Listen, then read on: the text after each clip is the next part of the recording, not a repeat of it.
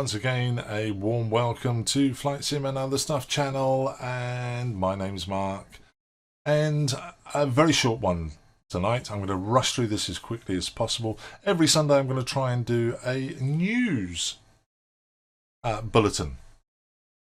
Yeah, why?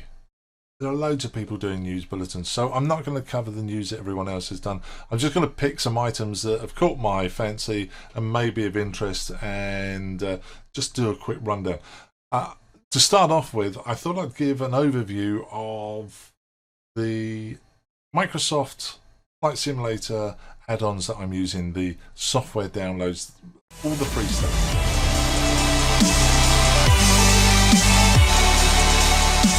The news is flightsim.to. That's the place I go to get my add-ons, all the free stuff anyway. I will cover the paid for, the commercial stuff sometimes, but like I said, there are so many people out there doing news programs, people like Frugal, who I just can't get enough of. So I'm not going to go in depth. I'm just going to quickly race through this and show you. What I'm not going to do though is talk about coffee cups. Goodness sake.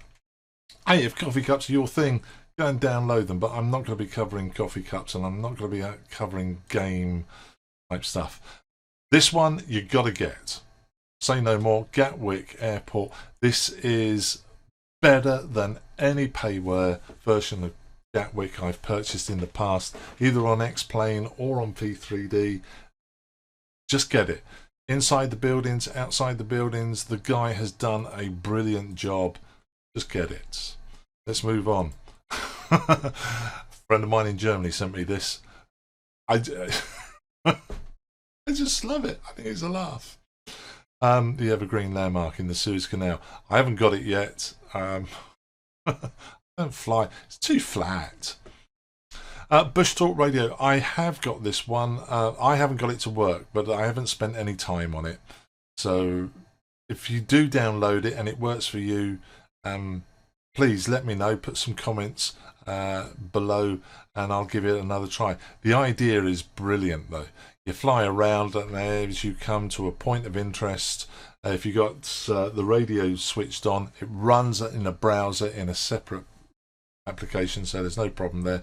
And it'll give you an audio guided tour of that point of interest. So love the idea. Hasn't worked for me, but give it a go. Your controls, again, I haven't tried this one yet. Can't wait to give it a go though. Share your cockpit. So I do lots of online flying. Join FS is my Flight Sim Club's go-to application, so we can see one another outside. So whether you're flying P3D, Microsoft or X-Plane, we can all fly online together and see one another's aircraft. This though, share the cockpit. Tried to do that a couple of times on X-Plane, never quite got it, and I have high hopes for this one. Again, if you've tried it, let me know. Give me some feedback. If you want to build a cockpit, I can highly recommend, and you don't want to spend lots of money buying or constructing if you don't have the skill sets, the Elgato Streamdeck. I'll do a program about this. This is the fly-by-wire A320. I do have a Streamdeck XL on order. I've got the small 15-button one at the moment. I've got this big one on order. I think it's stuck in the Suez Canal at the moment, but hopefully I'll get it, along with my Bravo throttle quadrant. The loading screen. After you've watched that Cessna sitting in front of you for 2 hours in total over the last month, you get a bit bored with that screen, so this guy's just allowed you to change it. Simple one. Custom loading screen. Have a look out for that. I will try and put links down below for all of these so you can jump straight to them and try them. Neofly. I have got this. I've used it half a dozen times. I want to use it more. In summary, if you've used FS Economy on P3D or X-Plane, this is a similar concept to that. So you can buy aeroplanes, you can build up money for doing jobs, rent aeroplanes. It's just it gives you a reason to fly. So once you've exhausted just bombing around London at 100 feet and you want to do something real, NeoFly, it's very good. Got this one last night. Didn't do it for me, but I think it's worth a mention. Basically, this mod disables the two right-hand screens here in front of the co-pilot, and this guy got 10 frames a second. I didn't get any improvement at all. But then I've already got the glass cockpit refreshed down to low as possible, and I don't have the most powerful of PCs, so it's probably already struggling, and I didn't see any improvement. If it works for you though, this is a fantastic idea. You don't need those displays. This mod just gets rid of them, and you can wind it back. So go for that one. If my Honeycomb ever arrives, I'm going to be getting this. I understand from other people that these lights, they've had trouble working, so this will fix that apparently. Back to the Streamdeck. This is for my version of the Streamdeck, the small one. I do have this, love it. Let's move on. Sky Dolly. If you want to play back your flights, Sky Dolly is the one to use.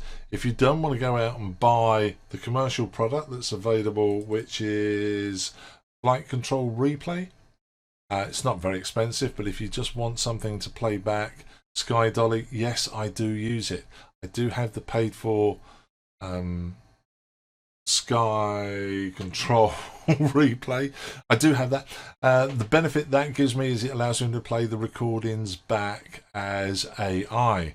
So I can fly one flight and then try and fly in formation myself. I've done a couple of videos, I think, or I've attempted to do some videos on that. So, but if you don't want to buy it and you just want to play back Sky Dolly, it doesn't record video. It records, I don't know how many parameters, but it records a whole bunch of parameters. So when you play them back, it injects the aircraft into the simulator, and you can then use whatever recording software if you want to make a video of it, or if you just want to see what your flight was like. Sky Dolly. It is, in my opinion, the best free flight recorder out there. That's just my opinion. eBag, I've got this, use it all the time. Great for VFR flying, great for VR flying, because it allows you to bring in your own documents. You can bring in PDFs, JPEGs, and text documents, I think. And you've got an electronic flight bag that sits up here, and there's the icon. Click that, and you've got that. And for VR flying, perfect. Go and get it. And finally, my go-to MSFS add-ons linker. If you've come from an X-Plane background and used X-Organizer, this does a very similar job. It allows you to load all your freeware and even payware scenery not into the community folder, but into a folder anywhere you want on your PC. And you can highlight which add-ons you want to load into the simulator, and it will create virtual links. So you're not modifying your community folder, and you can decide which bits you're going to load or unload for each flight. Great if you think you've got a freeware software that's crashing your simulator. You don't have to navigate into the community folder, find it and drag it out. Just activate it all from here. Give it a try. This is yeah. Can't manage without it. Anyway, that's it. That's my roundup of go-to plugins that I'm using at the moment. Next week, I'll just be looking at new stuff. If you've got any ideas, something you want me to look at, send me a link, send me a comment below, and I'll have a look at it. If you want to see a longer review on anyone, if no one else has done one, I'll do a review. If someone else has already done one, I'll put a link in to their reviews. Until the next time we meet, stay safe as usual, and hope to see you soon. Bye.